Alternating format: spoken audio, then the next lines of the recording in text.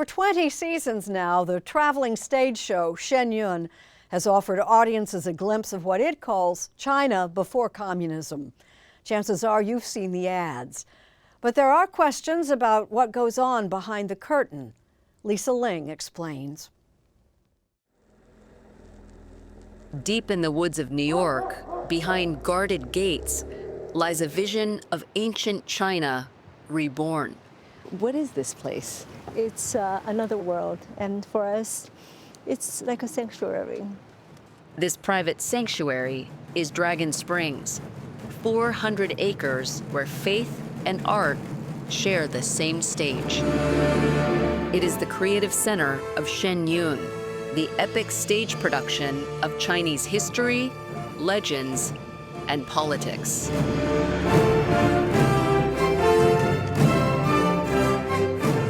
We are putting on stage the tyranny of the CCP. Ying Chen is a vice president and conductor with Shen Yun, and the CCP is the Chinese Communist Party. It calls the group behind the show an evil cult. Known as Falun Gong, it's a spiritual movement rooted in Buddhism. Use the rotation of the Falun to rectify all abnormal conditions of the human body. That's founder Li Hongzhi demonstrating Falun Gong's meditation exercises. He started teaching the practice in 1992. Falun Gong spread quickly throughout China, and Beijing responded. China today banned a popular religious group that's been challenging communist rule. The government now considers Falun Gong its public enemy #1. Ying Chen says practitioners were imprisoned and tortured, including her own family. My mom and my brother was sent to a labor camp, and he endured 18 months of agony, and his survival was a fragile miracle. He was literally tortured every single day. Founder Li Hongzhi settled in the U.S. and in 2006 launched Shen Yun. It would ask much of his followers, including Jeff's son and Ashley Cheng.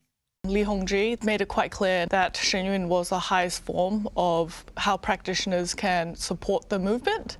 Now married, Sun and Cheng both grew up in Falun Gong families. We spoke with them from their home in New Zealand.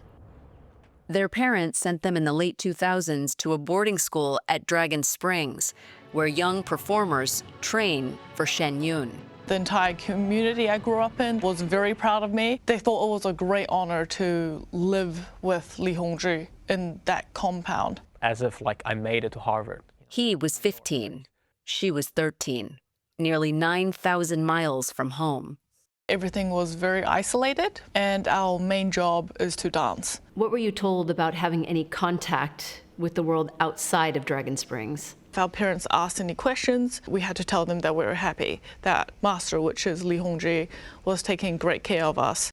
The reality, Sun and Cheng claim, was they were part of a group of child laborers living in constant fear.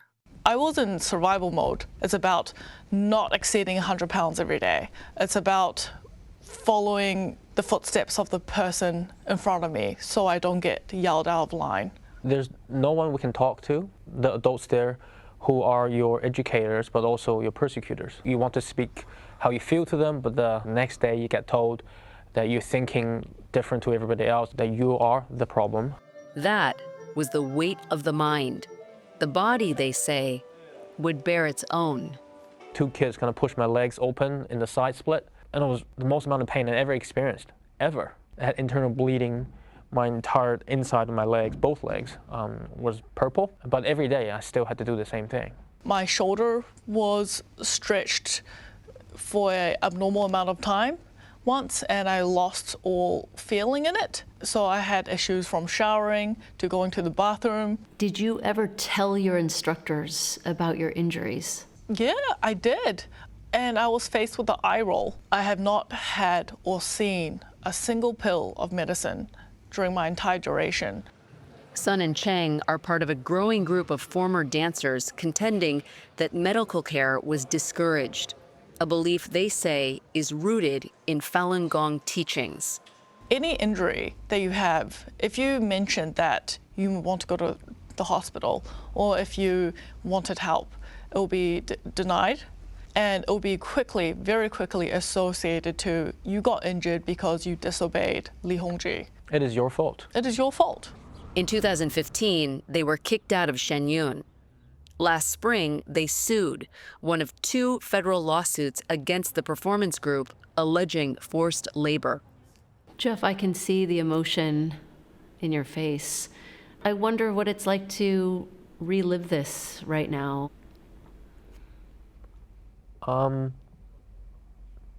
Every time I think about what happened to me, and it kind of breaks me apart, and nobody deserves this. I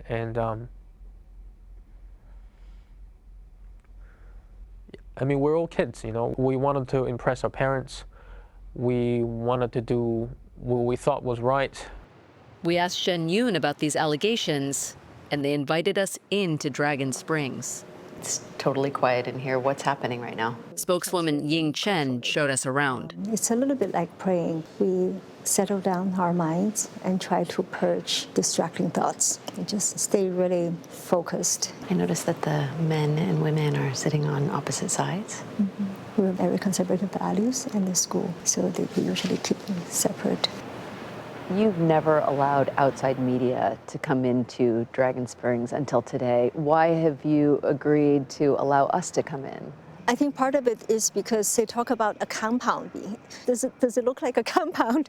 I think it's true that we work hard. This is a place that provides top-level dance training, and also it's a faith-based community. The plaintiffs allege that while here, they were not allowed to get the medical attention they may have needed. I cannot speak to what they went through, but I just find it very shocking and very different from the practice here and our policies here. Do you believe the Chinese government is behind these lawsuits? These lawsuits emerged at a time when Beijing escalated its global campaign against Shen Yun. It's really hard to see it as a mere coincidence. And just this month, the Chinese embassy called Shen Yun a cult's propaganda, using culture as a cover to deliver indoctrination. The CCP has been trying to sabotage us since day one. We've got death threats, bomb threats. And this tactic that they're using now is very similar to what they're using to persecute Falun Gong. Shen Yun company members Regina Dong, Shindy Kai, and Peter Huang were also sent as teenagers to Dragon Springs. Do you feel like your parents pressured you in any way to come here? Not at all. Now, if they came and tried to drag me away, I wouldn't go. Do you feel like you have had access to the proper medical attention that you needed? Yes, for sure. When I was having pain in my Achilles a few years back, my company manager, she gave me the contact to our doctor. I had an MRI done, and he said, okay, you have this, you should do blah, blah, blah, blah, blah. Shindy, you said to me earlier that you never get sick. Do you think that your faith has helped you to not get sick? I actually do think so, because I almost find it strange sometimes. I'm like, usually I'm supposed to come down with like a flu, but never. And I think a lot of it has to do with the energy. For Jeff's son and Ashley Chang, they returned to New Zealand and no longer practice Falun Gong. The Falun Gong describe you as disgruntled performers. How do you respond to that? I have a response for this. Yes, we're disgruntled. What happened to us was not our fault. We were children, and we've been living with the shame. And I don't want to live with it for the rest of my life. New York's Department of Labor is now looking into Shen Yun's working conditions and child labor practices. Thank you. Just as the show's 20th season goes on tour. Each year is a new show, but the final scene is always the same. A Chinese city on the edge of destruction until the Deus Ex Machina, a mystical being resembling Falun Gong founder Li Hongzhi, descends from the heavens to save the world. But for now, the story of Shen Yun seems neither so simple nor, perhaps, so sacred.